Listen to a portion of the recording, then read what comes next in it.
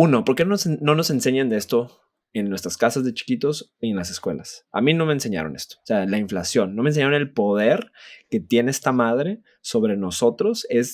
Me atrevo a decir que es como una deuda constante que traemos todos, que le tenemos que estar ganando. Y desafortunadamente la gran mayoría de las personas, creo que inclusive por eso nos empuja a tomar decisiones más arriesgadas, porque lo concientizamos de alguna forma y decimos, bueno, para no perder mi lana, déjame voy y tomo, pues hago inversiones, ¿no? Y conforme más va pasando el tiempo, más me voy dando cuenta que existe poca cultura, uno, existe mucha desconfianza todavía en instrumentos que te puedan generar y por ende, la gran mayoría del dinero guardado en este país, estadística, está guardado en una cuenta chequera en los bancos. Está guardado ahí, generando Sí, 0.00.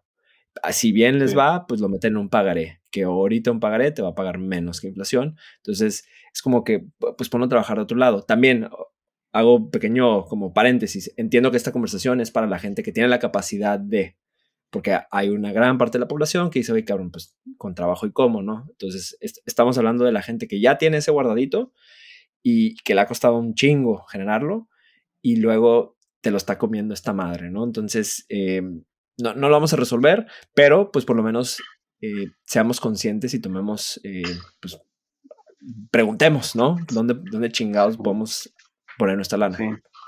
Otro tema que creo que es importante, güey, es que la inflación pues tiene picos y tiene valles que cambian todo el tiempo. Ahorita justo estaba viendo una gráfica, o sea, en los 70s, la inflación promedio en México en la década de los 70 andaba más o menos en el 3%.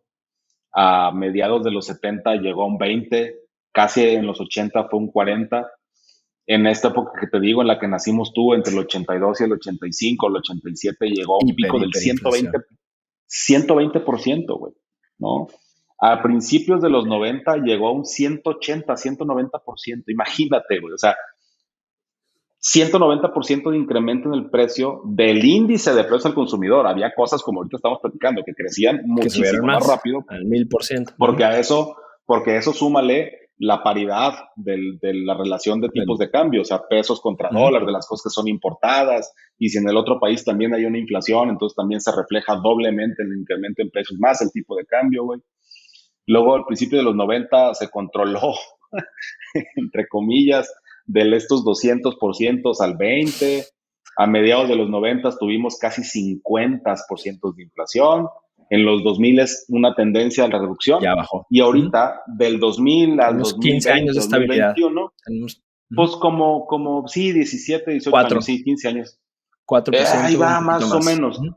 3, 4 promediando, que el tema es, y otra vez regreso a mi tema del cash is king, o sea, si entendiéramos un poquito más este tipo de cosas que producen, y ahorita águale porque la escasez de microcomponentes electrónicos, la escasez y la complicación del transporte La de logística. Uh-huh. mercancías desde China hacia Estados Unidos o hacia el continente americano, eso genera una escasez también y otra vez la escasez produce un incremento en precios y este incremento en precios se refleja en el síntoma de la inflación.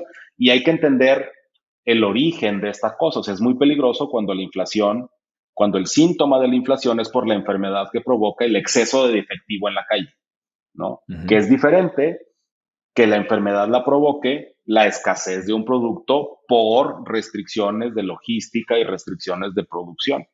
Entonces, O por decisión estratégica de la empresa, o de por que haya decisiones estratégicas de la empresa, ¿no? Por generar es lo escasez. Entonces, distinto. son bien diferentes las dos enfermedades. O sea, la cabeza te duele pues porque andas crudo como tunas o te duele porque tienes un tumor y entender cuál es el origen de estas cosas ayuda a tomar mejores decisiones.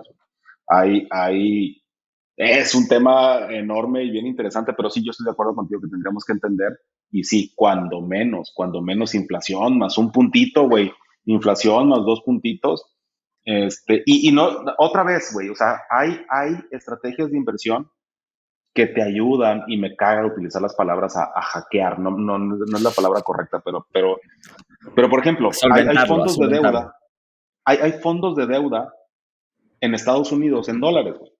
que a los que tienes acceso desde México y puedes, no sé, güey, $1,000, $1,500, $2,000, pero son bonos, son certificados de una empresa grandota que tiene incrementos de precios superior a la inflación, más el tipo de cambio que te ayuda en otro cacho, y sobre eso te pagan unos intereses que vas a tenerlo ahí 15 años o 10 años o 5 años o 4 años, pero esa, esa ganancia que juega en contra cuando quieres comprar un iPhone, ¿no? Y que dices que hoy es impagable. Bueno, es impagable por ese síntoma que se llama inflación. Pero si tú tuvieras este dinero guardadito en un instrumento dolarizado que con el tipo de cambio te ayuda, hay maneras de irlo, y no hay que ser tan multimillonario, hay que ser un poquito más ordenado nada más, un poquito de... Y Pero otra también no vez, tienes que ir a Estados Unidos, ¿eh? O sea, lo puedes hacer aquí en México sin ninguna dificultad. El problema sí, es que la mayoría de las personas la pues neta asusta, güey. se quedan a medias, güey. Sí, sí, sí.